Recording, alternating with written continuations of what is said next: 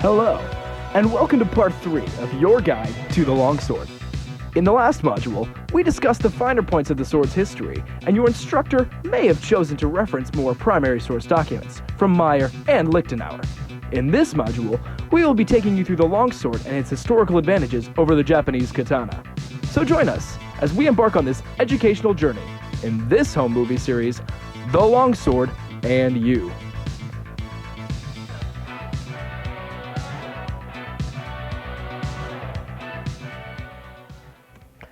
The guard of the katana, or tsuba, is a small, circular disc at the forefront of the hand. It works to protect the hand from descending blows and sliding blades, but it is rather small, and an opponent can often blow straight through it with enough force.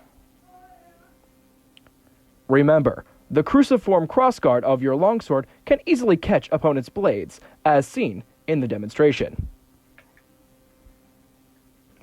In understanding the limitations of the tsuba, you can often get around it. Because of the katana's lower overall mass, its capacity for static blocks is somewhat limited. To remain effective, its user must use a very structurally sound block to remain effective. In this demonstration, you can see the katana user using very perpendicular static blocks. Because of the longsword's greater mass, it may use more point-forward methods of defense, resulting in your tip being online with your opponent. Based on these principles, it is hard for a katana user to feint a static block, whereas a longsword user can use such techniques. Your instructor may pause the video here to answer further questions.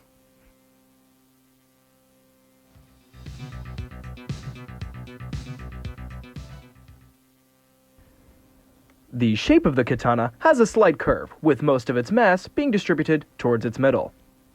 This results in a sword that specializes in sweeping and drawing cuts.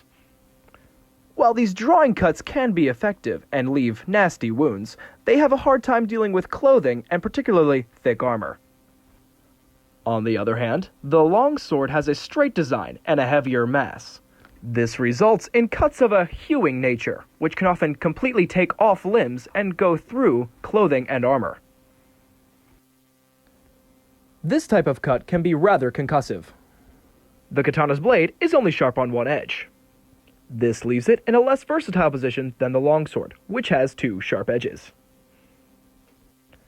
The tip of the katana is of a wedge design and can be used for thrusting.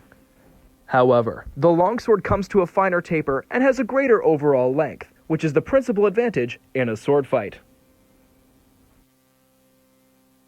The heavy mass of the pommel of the longsword can be used to strike the opponent. This results in a greater diversity of attacking types. Your instructor may pause the video here to answer any further questions.